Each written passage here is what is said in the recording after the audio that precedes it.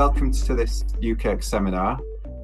This is part of a semi-regular series of sessions highlighting key work on the future of energy systems. So just to begin with a little bit about UKIRC for those who maybe aren't familiar with the centre. UK Energy Research Centre, which shortened to UKIRC, carries out interdisciplinary research into sustainable future energy systems.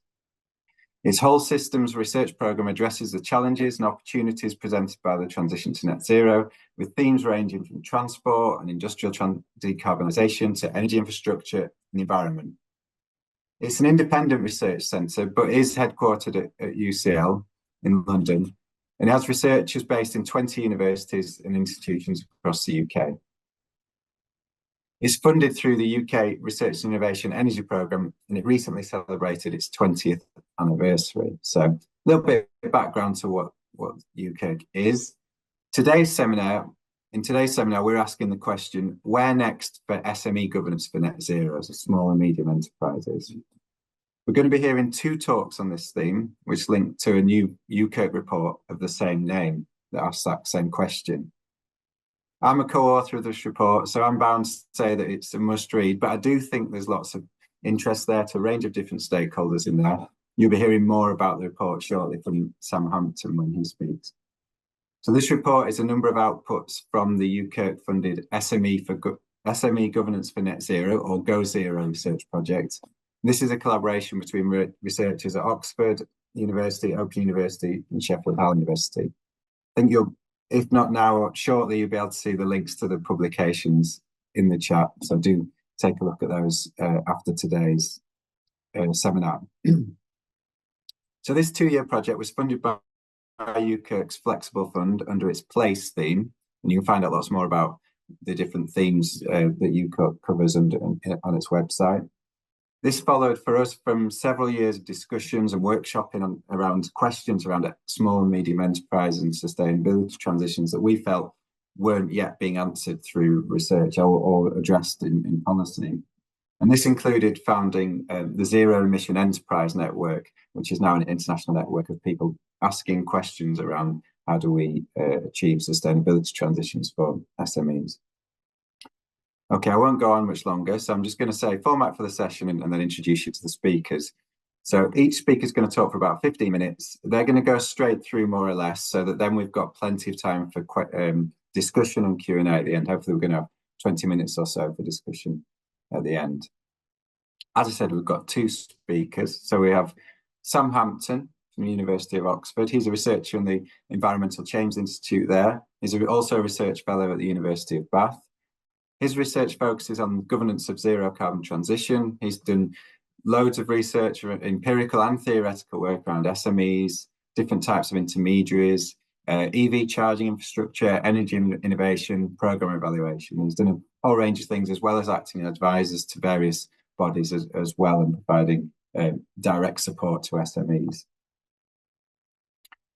Pamela Juvin, our other speaker, is director of the SME Climate Hub. She works with international partners, multinational companies and governments with the aim to accelerate a global movement and develop a one-stop shop platform for small and medium enterprises to take climate action on net zero. She served as head of City Business Climate Alliance at C40, a whole range of other roles in the past. And we're really delighted to have her here, both to reflect on the findings from our work, but to talk about the work of the Climate Hub as well. So thank you, Pamela, for coming along and being here with us today. So without any further ado, I'm going to hand us over to our first speaker, Sam, who's going to talk to us and answer the question for us, where next for SMEs and net zero? Great. Thanks so much, Will. And yeah, thanks for doing the work of introducing the project. So that saves me that job. So yeah, I'm going to dive straight in and address this question of where next for SMEs and net zero. But to do so, I'll just say a little bit more about the Go Zero project, and then try and just say, well, we don't know where next if we don't know where we are now. So I'll just briefly characterize where I think we are now based on the evidence we've collected through the project. and then leave you with some thoughts around conclusions. So I'm going to introduce 5 distinct kind of pathways that we identify and elaborate on in the report. So quite a lot of ideas and content in the next 20 minutes or so, but we can follow up with the Q&A as well. So in terms of the Go Zero project, Will said it built on a smaller project that we did for the Climate Change Committee, which recognised that the policy for SMEs and net zero was kind of insufficient, and they wanted to understand where next. And so we specifically looking at the question of governance, and governance is broadly defined. But when we talk about SMEs, there's a strong kind of place-based approach. It's a devolved topic. Business support is typically administered on a local basis. And so we chose to do 5 kind of case studies around the UK 4 nations, which each have quite different approaches to business support for net zero. So we looked at Belfast, Swansea, Edinburgh, and then 2 in England, Oxfordshire and South Yorkshire, all quite distinctly different economic landscapes as well. And then we also looked at, took deep dives into 5 different sectors. And alongside our final report that was released and is available on the website, and I think a link has been provided, we've actually provided some detailed findings. So if you're interested in the place-based findings or the sector-based findings, you can read the appendices alongside.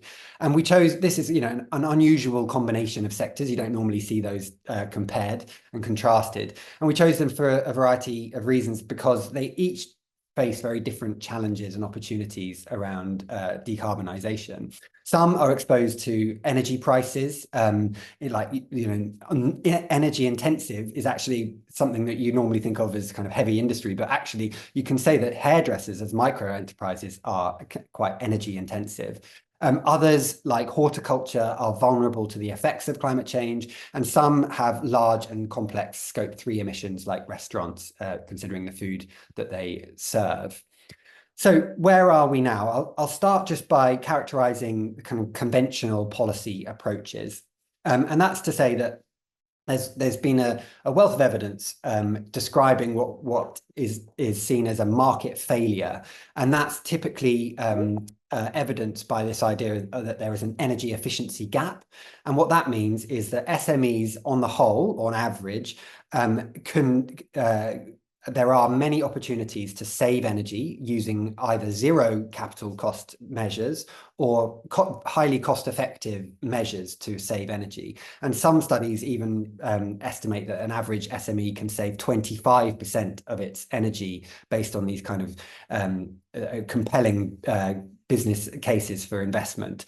But they systematically fail to take up these opportunities. And so there's a kind of parallel literature that's been developing over the last 20 years in the academic literature, listing the barriers to energy efficiency. And there are a long list of barriers, but they include kind of lack of information, lack of knowledge and expertise, but also, the supply side, lack of solutions, and then things like access to finance and the kind of administrative and burden associated with kind of seeking out these opportunities. So the response from governments in the UK and much of Europe is that this market failure justifies the use of public money to intervene, and the by far preferred approach is to provide incentives, and these include kind of government-funded audits, energy audits, expertise and advice,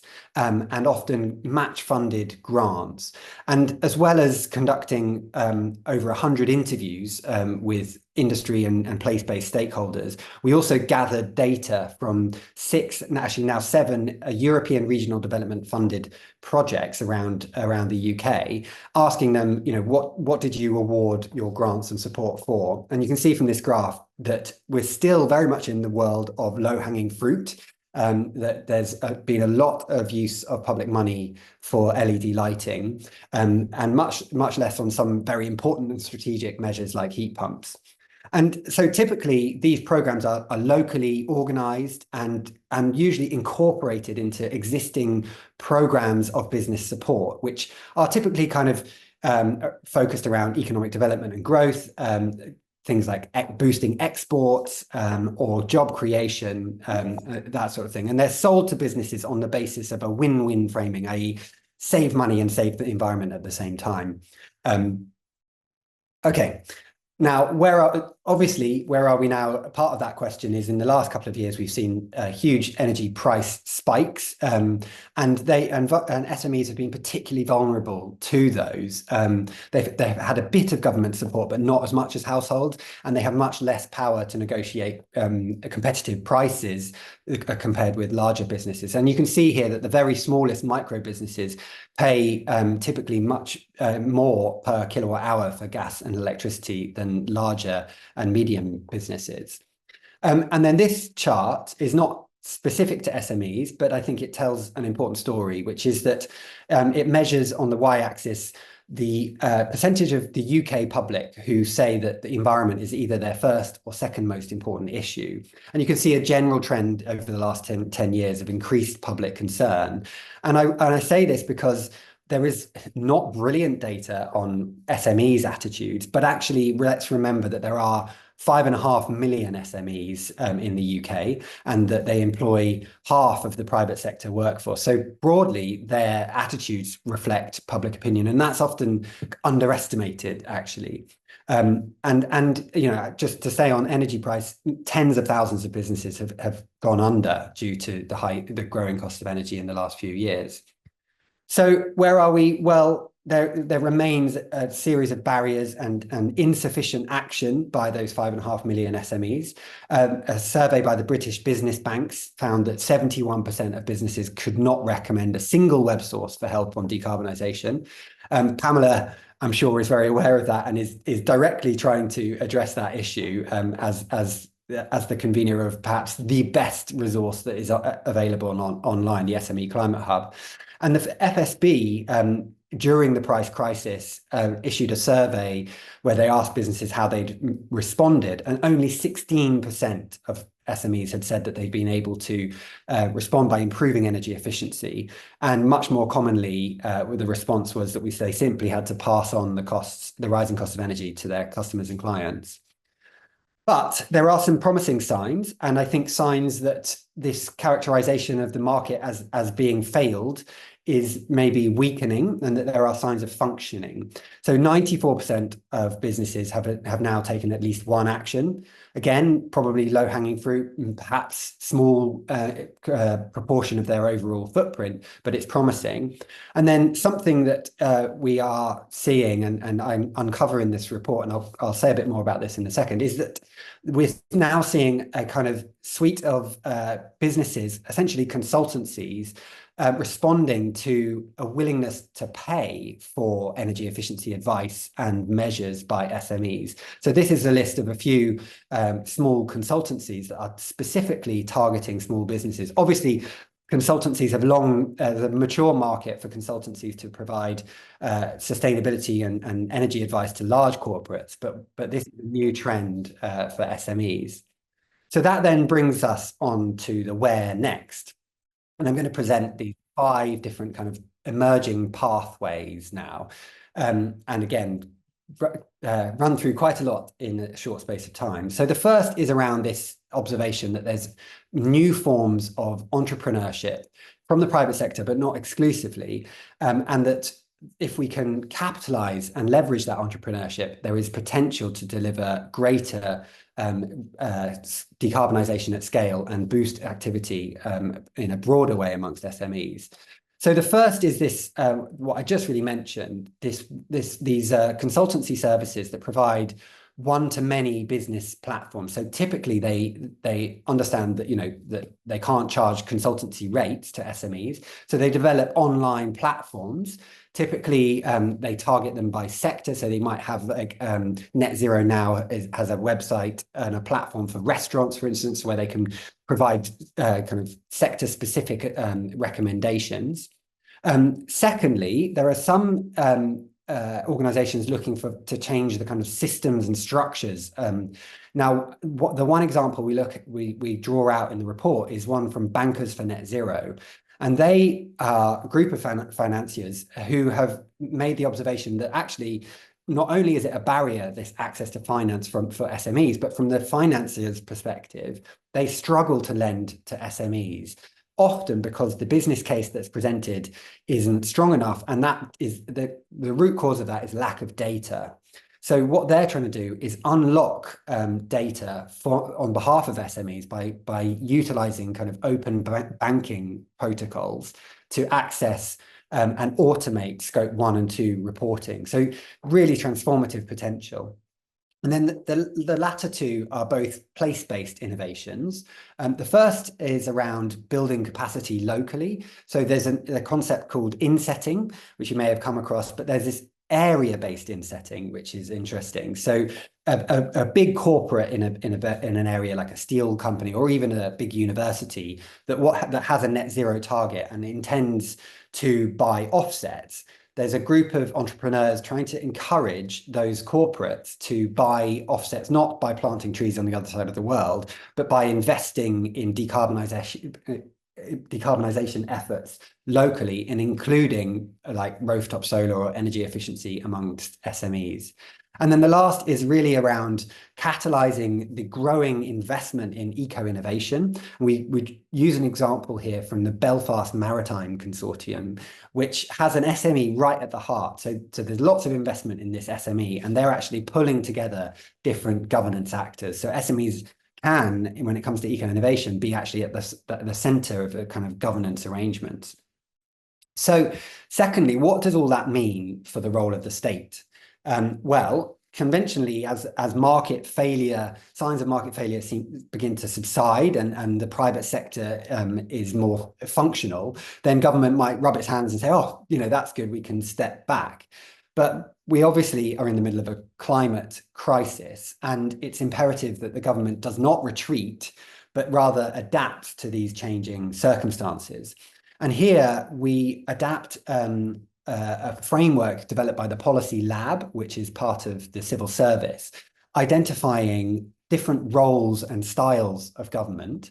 So on the left here in the table, they've identified 7 different key roles that government can play, exercising different kind of soft to hard levers. And then across the top, you see different interventions according to market and policy maturity, from early stage through to acting in mature markets. And what we've done is analyze the kind of SME policy landscape and identified in green, where we see mature, active roles that we've seen government employ for several years. And then in yellow, the kinds of activities that we're beginning to see governments and different departments, as well as local governments, adopt. And then in red, where we've not yet seen activity. And as you can imagine, there is more, there's more kind of inaction when it comes to those harder levers. But I think that what we're trying to do is open up the field of possibilities for thinking about the different roles that government can take. Okay, thirdly, we actually produced a separate report, which has a link has been provided, which is all about the importance of place-based approaches. And we set out 7 principles. Now, you can have a look at that report. I'm not going to go through every single one of those principles right now, but I will just draw out a couple of highlights. One is that, that we need to go broader. We need to reach a larger number of SMEs. There was a piece of research by the Enterprise Research Centre and the FSB a couple of months ago, kind of critiquing local business support for net zero initiatives, saying that they typically reach less than 1% of SMEs in a geographical area.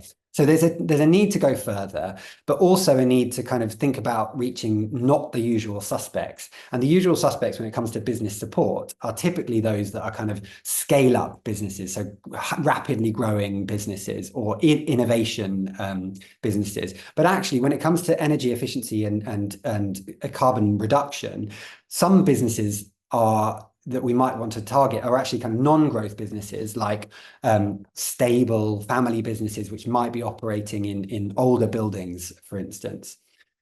Second point I just want to highlight is that there is this kind of tension between place-based approaches to support and sector-based approaches, and this is something I showed you that we did we took a strong look at both of those, and the question is, when is a business going to be, when is it going to be better for them to receive one type of support or another? And as a rule of thumb, we reckon in terms of scope 1 and 2, so emissions arising from the direct use of energy in buildings and vehicles, then actually place-based support is really appropriate. You can have energy auditors going around and auditing businesses and providing advice. But when it comes to scope 3, which might be, I don't know, for restaurants, menu design or process energy for specialist manufacturing, then you probably need some kind of national specialist sector-based advice. So that's quite a useful kind of rule of thumb. Fourthly, we came up with a very simple framework for thinking about the multiple roles for businesses. I've already just talked about the multiple roles for government, but to mirror that, we have come up with 5 high-level roles that SMEs can adopt to tackle climate change. And a lot of attention typically goes on their role as consumers of energy and resources. Understandably, that's where emissions arise. And secondly, policy has given a lot of attention to the role of businesses as enablers of low carbon choices and developers of low carbon technologies. But I think it's important that we recognize that SMEs as key actors across society and the economy can adopt other roles as well. So they can adopt they can be early adopters of low carbon technologies, but also business models like circular economy or plastic-free business models. And they can be citizens, so they can act, they can contribute towards political processes, including lobbying. They can act locally, placemaking, and be acting as stewards of the environment. And then lastly, we know that, that SMEs can have a real influence. For instance, one of the SMEs themselves say that most trusted people that they go to are other business leaders, including their accountant, but also other business owners. And so they have influence on each other as well as their staff, their clients, their customers. And one of you may remember I mentioned we did some work. We're doing some work with hairdressers. There are certain SMEs that have unique forms of influence. They're famous for talking to their clients, for instance. Okay, lastly, there's been a lot of academic and policy attention on just transitions in the last few years, and a lot of that has focused on fuel-poor households for obvious reasons. Much less has been thought of when it comes to SMEs. But actually, there are lots of SMEs that are vulnerable and exposed to climate change and also other kind of related things like food price inflation, which is perhaps going to be one of the ways in which we see climate impacts affect UK businesses. And many of them have different kinds of capabilities in terms of their resilience and their ability to respond to price shocks and supply chain disruptions. So there's a need to think more about justice and equity when it comes to SMEs, to recognize the different characteristics that different businesses have, including those overlooked that I mentioned, and we're kind of beyond the usual suspects, like rural businesses or where there's low diversity in a sector. And then also to adapt, to recognize the importance of context, both geographically, but also within sectors and thinking about the kinds of workforce that an SME might employ. And then just to kind of relate to what I just said about multiple roles, I think justice is about helping businesses to enact those different roles as well. Okay, so last slide, and I've covered an awful lot of ideas and content, so I hope you will have a look at our report, which goes into those in more detail. But I think what we've done is set a series of priorities for various actors, including researchers, policymakers, and businesses and SMEs themselves. So we need to encourage and steer that entrepreneurial activity. There's real potential to leverage an entrepreneurial activity for scaling up SME decarbonisation and accelerating progress. And that requires government not to retreat, but to be more agile.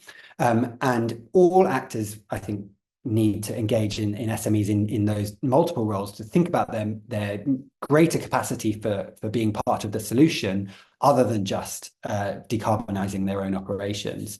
And in order to do that, we also need to attend to the need to go broader, to reach more people, and to adopt inclusive approaches. Okay, and here's the project team that worked behind this on this project and behind the report. Thanks very much. Wonderful. Thank you, Sam. So much for us to think about. There's so much that we've already been thinking about it, but nonetheless, lots and lots for us to unpack and hopefully get into the discussion. I'm not going to pick out questions just yet. We're going to go straight on to Pamela for her to give us her thoughts and her talk. But do please keep putting questions in the Q&A. We will pick them up afterwards. And obviously, you're going to have more questions now based on Pamela's talk as well. So anyway, straight over to you, Pamela. Thank you, Will, and thank you so much, Sam, for sharing all these incredible insights. So my internet's been playing out today, so I think the webinar organizers are going to be kind enough to share exactly my slides. Thank you very much for this, and apologies for any inconvenience. So I'm Pamela Joven. I'm the director of an initiative called the SME Climate Hub. I'm just going to say a few words about this initiative so that you understand where my comments and thoughts about net zero and SMEs are coming from, and then I wanted to walk you through the results of our latest community survey to try and share some insights, especially at a global level, that might complement some of what you've heard until now. So if we go on to the next slide, you will see that the SME Climate Hub is a global initiative. We're an initiative of the We Mean Business Coalition. We are in partnership with the Exponential Roadmap Initiative, another nonprofit, and the United Nations Race to Zero campaign. And we operate as a one-stop shop for SME climate action, which means that we have a global platform. You can see a screenshot here where SMEs can find all the tools and resources that they need to start their journey towards net zero. This means in practice that our offering is based on 3 different pillars. We have what we call the SME Climate Commitment. It's a simplified net zero commitment for SMEs aligned with the 1.5 degree goal. It's about reaching net zero emissions by 2050 and halving emissions by 2030. When SMEs make this commitment, they automatically join the United Nations Race to Zero campaign. Then we have a whole range of tools and resources, all of them designed for SMEs and all of them completely free of charge, that help smaller businesses not only measure their emissions, but also take. We'll talk more about this in a few minutes. And last but not least, we work a lot behind the scenes with other ecosystem players, from governments all the way to buyers, banks, business associations, standard setting organizations, to try and create a conducive ecosystem for SME climate action. So basically an ecosystem where they're incentivized to take action and find the right support. Just to give you an idea of the scale of our activities, we have about 8,000 SMEs from over 130 countries who have made the commitment, but we have many more that are using our tools, approximately 20,000 at the moment. So this is who we are. And each year we run a community survey to better understand the barriers and motivators that SMEs in our community face when trying to take action on climate. And I thought it'd be interesting to share some of these insights with you. So if we go on to the next slide, we can start with some of the barriers that our SMEs say they face when they try and reduce their emissions. Now, as you can see from some of these stats, the need for financial support is obviously coming up as one of the key barriers, but we know that there's more to this. It's only one aspect of the story. And one evolution that we've seen this year is that SMEs are now really starting to look at governments. They're expecting much more support from governments, which again links back to some of the comments that Sam was sharing before. 52% of the SMEs who responded to our survey, they said that the top barrier that they're facing has to do with the lack of policies and government-sponsored benefits, right? And in previous years, interestingly, the top barriers that SMEs were talking about were more related to the lack of time, the lack of skills and knowledge, and the lack of funding. Now, to be fair, it's the first year we've asked a very explicit question about the role of government, but still, we're seeing an evolution. And this might have to do with the fact that SMEs in our community are now a little more knowledgeable. They're starting to take action, and so they have a better understanding of the type of support that they would need. And it really speaks to the importance of creating that conducive ecosystem for SMEs and the right incentives for them to take action.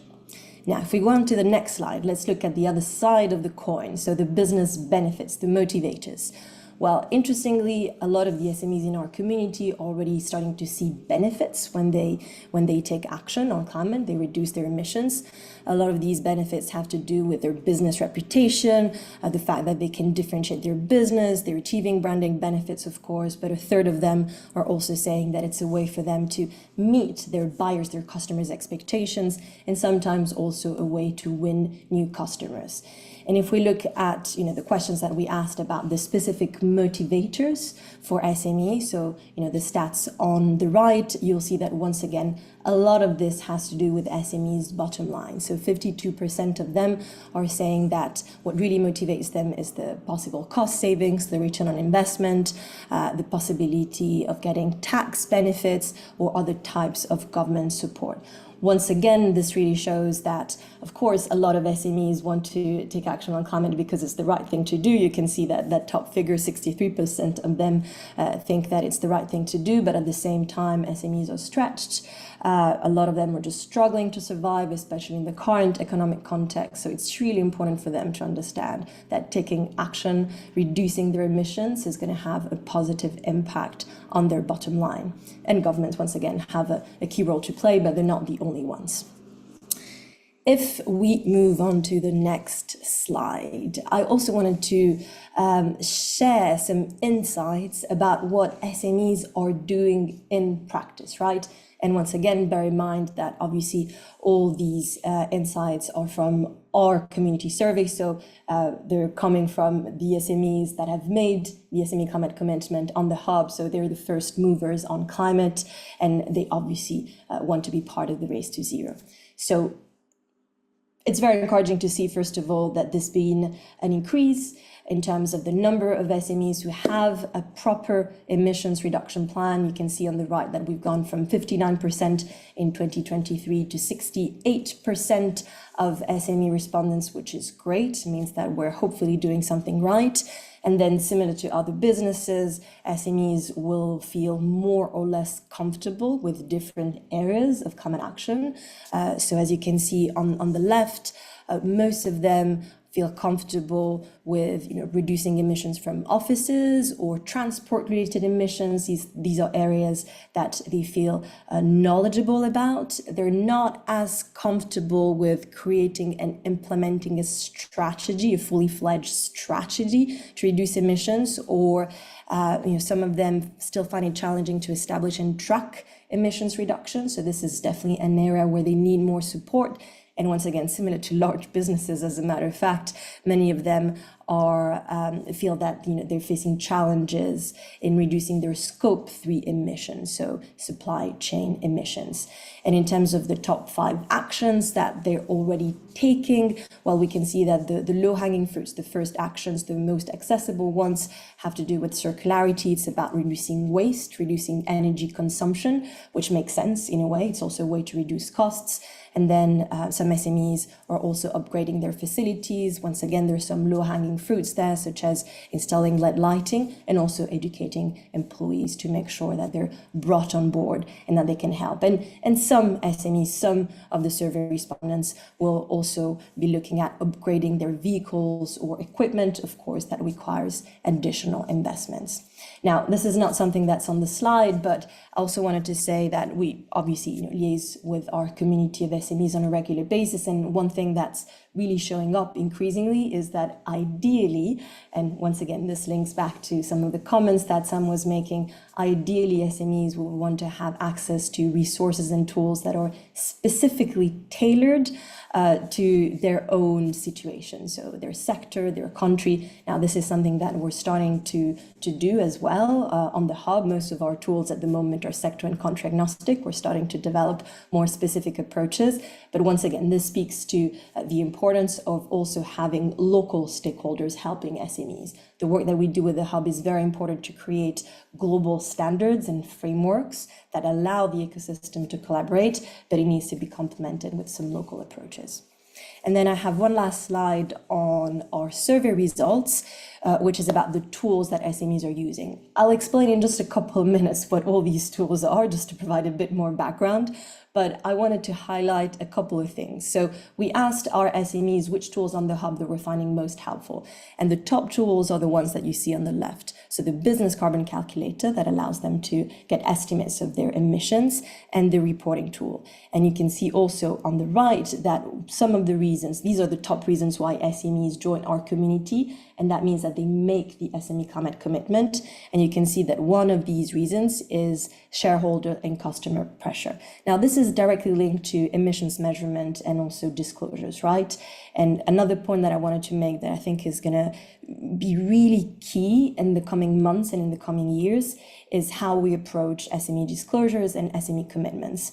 We know that, due to upcoming regulations, also shifting stakeholder expectations, we're talking buyers here, we're talking banks, SMEs are going to have to measure their emissions and also report their progress. And there's a real risk of fragmentation due to all the standards and frameworks that are being created by different types of stakeholders. So this is part of the work that we do. We try and make sure that we collectively can streamline the path for SME climate action and use the same tools, the same standards, because SMEs cannot be asked to fill in 10, 20 different reports in 10, 20 different formats. This is just going to backfire. So we have a collective responsibility to simplify all this work for SMEs and also to align.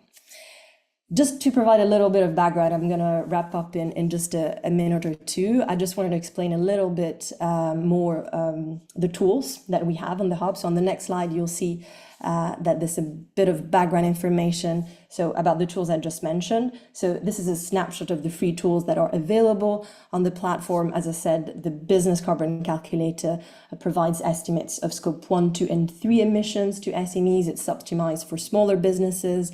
Then we have educational tools like Climate Fit that we developed with VSR in Cambridge. Climate Fit is basically Climate Action 101 for a small business. Online course, self-paced, 7 modules that go from strategy and governance all the way to operations and supply chains. We also have a financial support guide to help SMEs understand who they can approach to get funding, whether that's buyers, banks, investors, government entities. Obviously, the reporting tool that I mentioned. We literally just released the 2.0 version of our reporting tool, once again, taking into account all the evolutions that we're seeing in the ecosystem, both in terms of regulations and standards.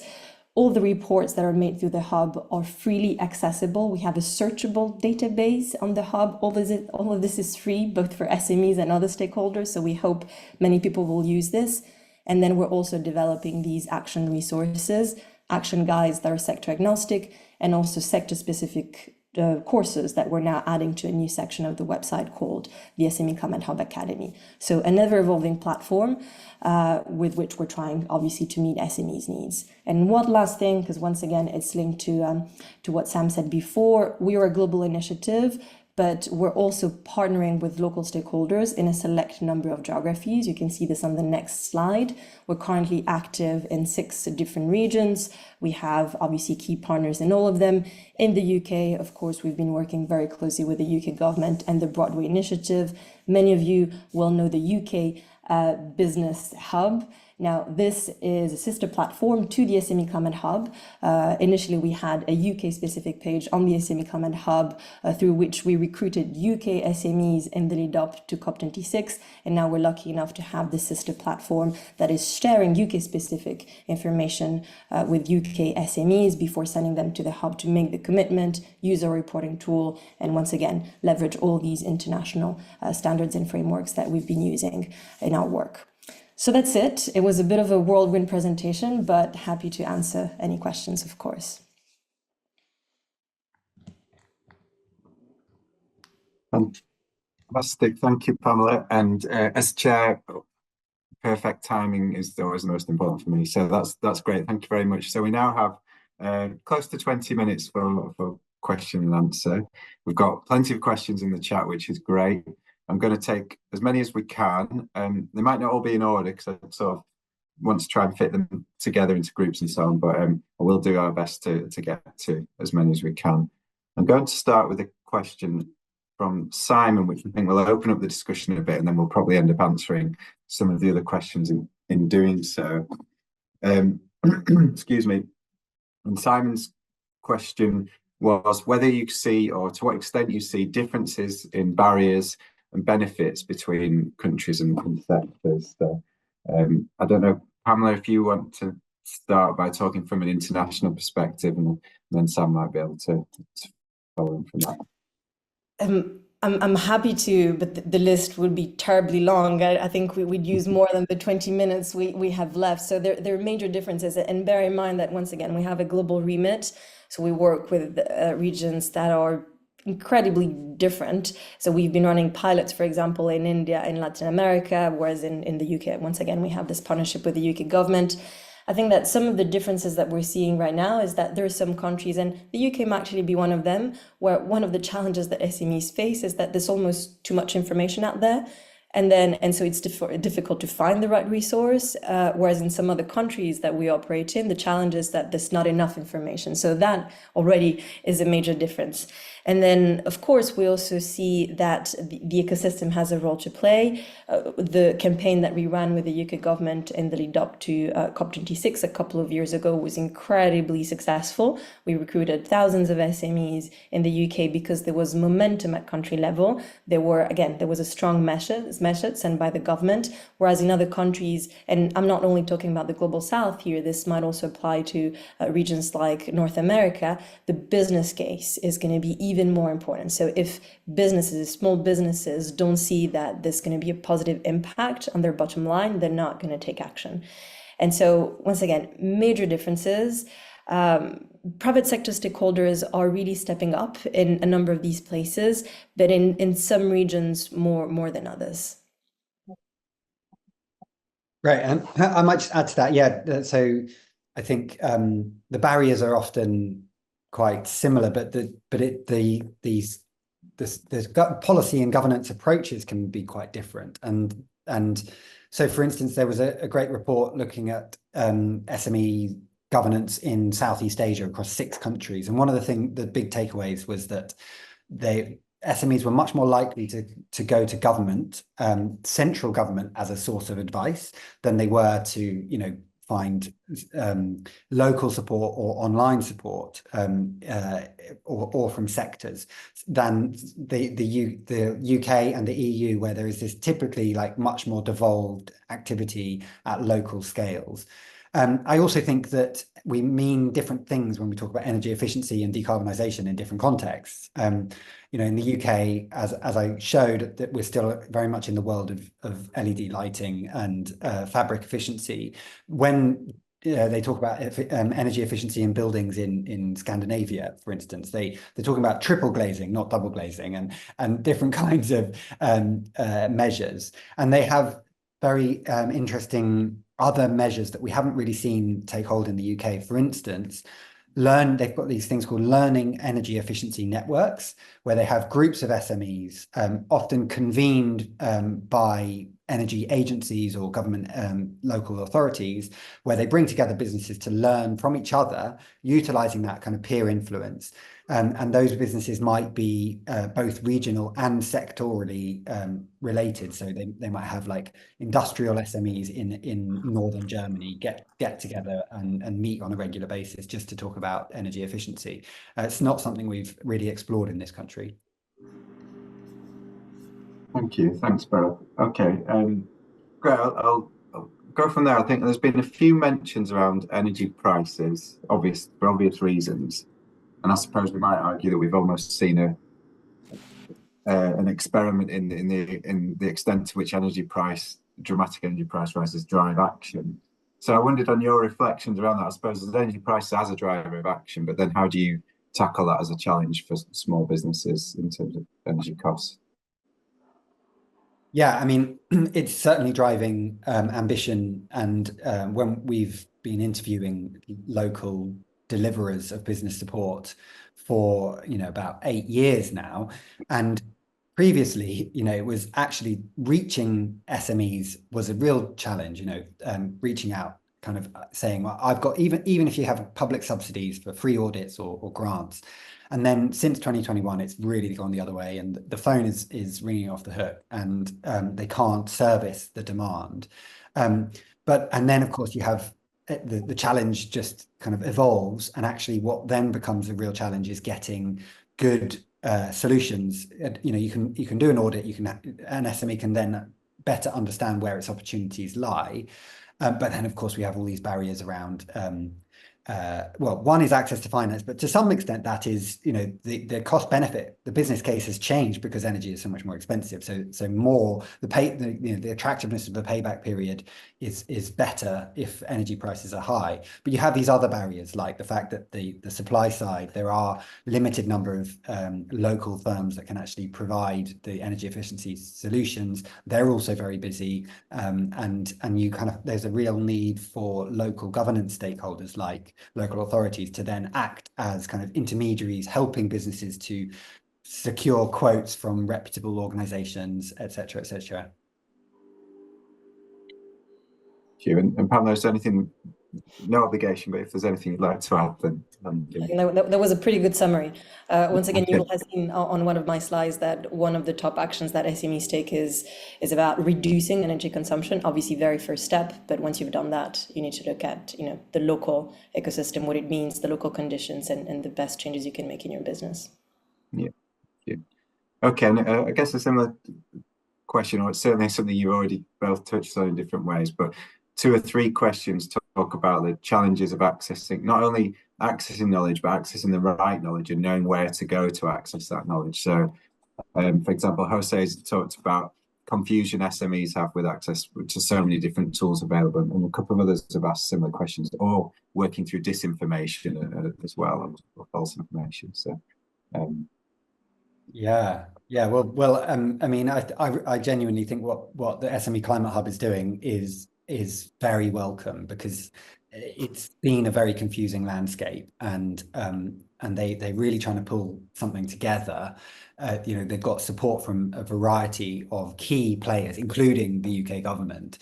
And I think it's only a few years old, and before that we had this just kind of bit of a Wild West, where you have a real postcode lottery that you might have a very effective set of advice and offers in a geographical area, but if you're not in that area, you can't access them, and that was very patchy. So some local areas use their European regional development money for SMEs and energy efficiency, and others just chose to use it for other things. So for instance, in England, there were lots of projects giving grants for energy efficiency, but in Wales, they used their money to invest in kind of supply side innovation and renewable deployment. So if you were an SME in Wales, you couldn't get European money for energy efficiency. So it was very tricky, and unfortunately that still remains the case. We have now the Shared Prosperity Fund. Similarly, there are different priorities. Some local areas will use one of the kind of strands is around business support and decarbonisation, but only some local authorities are using the money for that purpose. Others have kind of interpreted the money and invested the money in community renewal and that sort of thing. So it remains geographically random. But what I would say is that what's refreshing is that a greater number of government departments and agencies are getting on board here, as well as sector organisations. So I mentioned like UK hospitality now have a set of guidelines and advice, whereas 10 years ago they wouldn't go near net zero as a topic. And then also, amazingly, the Department for Culture and Media and Sport in the UK currently has a £25 million energy efficiency fund. Now, you wouldn't normally expect DCMS to be dealing with energy efficiency, but they're recognizing that many smaller businesses, smaller organizations in the non-profit sector are really struggling with energy prices, and that's then affecting their ability to provide frontline services to various vulnerable people across society, including arts organizations. And so they're realizing that actually energy efficiency is the root cause, and they're getting involved too. So we're seeing a kind of proliferation of activity, which just makes it ever more important that we have a kind of single repository of information. And I think, yeah, SME Climate Hub. Thank you, Sam. May I add a couple of words, Will? Yes, please do. Yes. Yeah, no, thank you, Sam. I'm glad you went first because obviously I'm going to sound very biased here. But yes, this is precisely the work that we try and do, at least with the SME Climate Hub. A couple of things to add. So first of all, we're a global initiative, we currently have on the platform, or sector and country agnostic. So our mission, first and foremost, is to provide basically all the climate action basics to SMEs. And of course, this can be complemented with additional support on the ground, provided by business associations, so people who, once again, have more localized knowledge to share with SMEs. In terms of sector-specific content, so this is something that we've been thinking about. I mentioned earlier the SME Climate Hub Academy that we're working on. We'll turn this into a fully fledged action space by the end of this year, where we'll keep adding sector-specific resources, but also reference some third-party tools and resources that we think are fit for purpose. So this is the new frontier for us. Once again, we'll try and act as a repository of information for SMEs. So we hope that we'll be able to help more on that front. But once again, this is something that we're doing online at a global level. We have a very specific mission, but we are more than happy to collaborate with these other local stakeholders. And we hope, as a matter of fact, that a number of these local stakeholders will also want to leverage the hub and our content as part of their own support programs. So we see ourselves as an enabler. We're definitely not there to replace all this one-to-one support that SMEs can get on the ground. Wonderful, thank you. I'm seeing a number of questions from Bruno, and I wonder maybe, Pamela, if that's something just to follow up separately to the seminar, if you have a chance to look at the question. It's about partnering with the SME Climate Hub, but it's probably not something we can address within the seminar.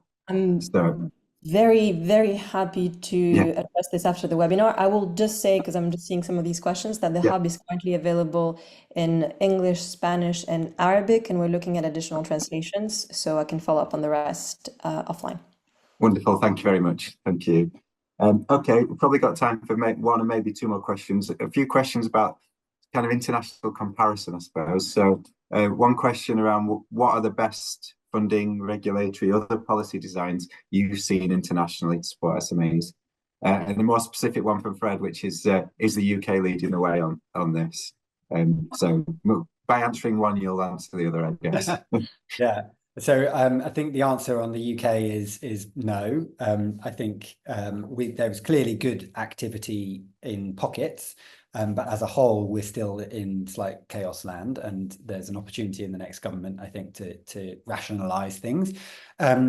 I've already mentioned learning energy efficiency networks, which I learned have got other names as well, which is confusing and difficult to find if you're looking in Swedish or German on Google. But they're also like learning networks for climate protection as well, is what they're known as. So they've expanded beyond energy efficiency. But one other example of best practice I came across recently from the US. They have a program called Industrial Assessment Centers, and they're based in universities. And I think there are something like 40 universities that they're like grad schools where they train engineers to understand energy efficiency and energy in buildings and do carbon footprints. And they actually, what they do is get their graduates, their students, to go out and conduct SME energy audits for free to the business, which again addresses this issue of the kind of lack of willingness to pay, and also provides this kind of win-win. The students get exposure to real-world buildings, and they've actually been doing it since the 80s, and so they've now got a database which is got more than 20,000 audits and many more tens of thousands of specific individual recommendations. So they can actually look at that database and understand which buildings, some big trends around opportunities for savings in buildings. One of the things we have done incredibly badly is retain information and data around the use of public money for SME energy efficiency and resource efficiency. We've been pouring tens or hundreds of millions of pounds into this over the last few decades. And actually, as I've asked the question many times of many different people, what was that money used for? Who did it go to? And we just haven't really kept good records. So what they're doing in America is kind of really inspirational. Great. Thanks, Sam. Pamela, anything you'd like to add? Yes, well, first of all, I don't think the UK is doing that bad, to be honest. There's some good examples, and the work that we're doing with the UK Business Climate Hub, honestly, is an example of best practice for us. It's something that we'd like to replicate in other countries and regions. Of course, there's always more that can happen. We work once again with a variety of different stakeholders. There's some national development banks, for example, that are doing some great work. I'm thinking about BPI France or other national development banks elsewhere in the world that really have this mission to support SMEs locally and are now starting also to provide non-financial support for SME climate action. One thing, though, in the very little time that we have, I just wanted to mention that, of course, public sector support is very important, but what we're seeing is that this needs to be a collective effort. So increasingly, we're working with corporate buyers, for example, or private banks to see how they can also support and incentivize SMEs, because these are stakeholders that will be working directly with these smaller players. And so, procurement policies, support to SME suppliers, support to SME clients, preferential loans for SMEs who are starting to take action on climate, all these are things that can really contribute to SME climate action and help move the needle. Fantastic, thank you. Now, sadly, we are coming up to the hour, and so we're out of time. So I'm sorry to everyone whose questions we didn't quite get to answer. I'm sorry that I didn't even get to ask my own questions, which I had lined up, but it was important we got through what we could. Have a look at the report and have a look at the work that the Climate Hub are doing. You may find some of those answers within the reports there. So all it lies now for me to do is to close the webinar, to say thank you so much to Sam and to Pamela for your insights and for your talk today. It's been a really enjoyable session, and I hope our audience also agrees that there's so much to take away from it. So I think we've just put in the chat, but the recording will be available on the UK YouTube channel, along with recordings from other sessions that UK have run, or previous SEMAnet webinars there. If you're interested in knowing more about the work of the Zero Emission Enterprise Network, please do look us up, and I'll quickly, if I can type fast enough, I'll put the link to that in the chat, or maybe Sam can while I'm closing up. Thank you.